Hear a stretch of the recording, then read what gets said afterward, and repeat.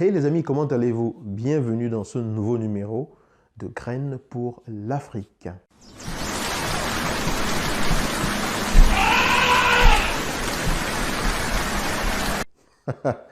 Je vais vous raconter une histoire que j'ai vécue récemment alors que j'étais en déplacement dans mon pays natal, la terre de mes ancêtres, le Cameroun. À l'époque, je me souviens, lorsque on allait dans une boutique pour acheter quelque chose, même si vous aviez un billet de 1000 francs ou de 2000 francs ou de 5000 francs et que vous achetiez quelque chose, la personne qui vendait, même si elle n'avait pas le rendu de la monnaie, elle vous faisait attendre et elle courait à côté chez son voisin, essayer d'avoir le rendu de la monnaie pour vous rembourser parce que le moindre achat d'un client était vraiment quelque chose à ne pas négliger. Récemment, lorsque j'étais dans mon pays natal, mon cher pays, je suis entré dans une boulangerie pour faire des achats. Et du coup, je passe une commande et tout ça. Il y avait dans cette boulangerie-là plusieurs comptoirs différents. Donc, il y a des gens qui vendaient essentiellement de la pâtisserie, d'autres personnes qui vendaient d'autres choses et tout. Et donc, du coup, j'ai fait des achats chez les premiers et puis je vais chez le deuxième pour acheter un peu de pâtisserie. J'achète pour à peu près 1400 francs CFA de pâtisserie et je lui donne un billet de 5000 francs. Il me dit, je n'ai pas de monnaie.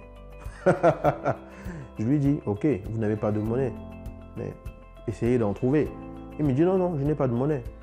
À moins que vous preniez les gâteaux pour le reste de la monnaie pour 600 francs, comme ça je vais vous rendre 3000 francs. Je lui dis, non, je n'ai pas besoin de prendre plus. Ce que j'ai acheté, c'est déjà assez. Et vous me demandez de dépenser beaucoup plus d'argent pour vous éviter simplement l'effort d'aller chercher de la monnaie. Il n'a même pas pris la peine de demander au comptoir d'à côté si la personne pouvait faire de la monnaie sur le billet de 5000 francs que je lui donnais. Et je lui ai dit, mais demandez à votre voisin.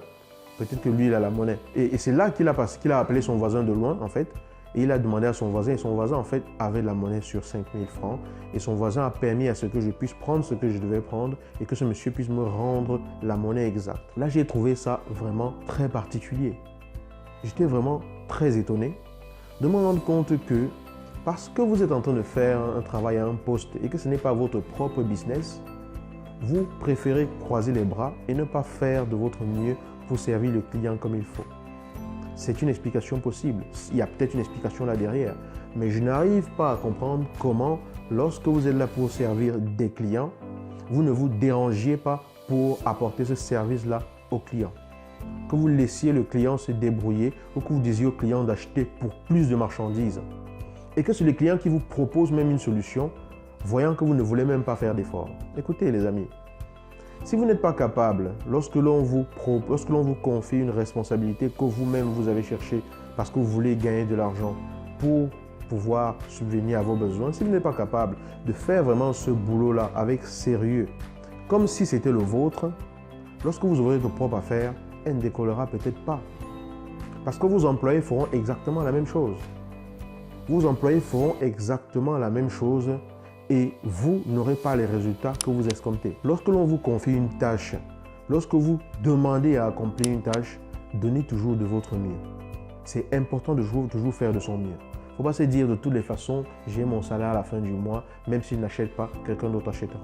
Mauvaise attitude pour pouvoir être autonome demain. Mauvaise attitude pour quelqu'un qui pourrait demain lui-même avoir la responsabilité de mener une équipe. Très mauvaise attitude. Si on peut vous faire confiance dans les petites choses, on pourra vous faire confiance dans les grandes choses. Mais si votre patron vous voit vous comporter de la sorte, il est peu probable qu'il vous confie plus de responsabilités. Lorsque nous sommes dans un poste où nous avons quelque chose à faire, peu importe notre rôle, là où nous nous trouvons, faisons toujours de notre mieux. Parce qu'en faisant de notre mieux, nous apportons de la valeur à ceux avec qui nous entrons en contact.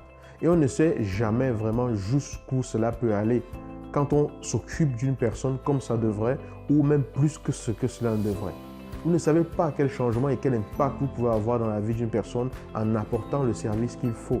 Vous ne savez pas quelle satisfaction vous pouvez apporter à celui qui vous a embauché en apportant le service qu'il faut.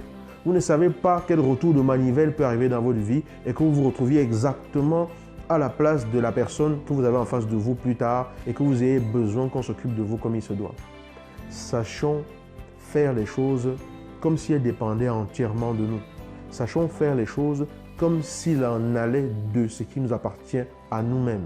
Sachons accomplir notre tâche, pas comme si on était là juste de passage, ou pour être juste figurant, ou pour juste faire pour faire. Lorsque l'on vous confie une responsabilité, accomplissez-la comme il se doit.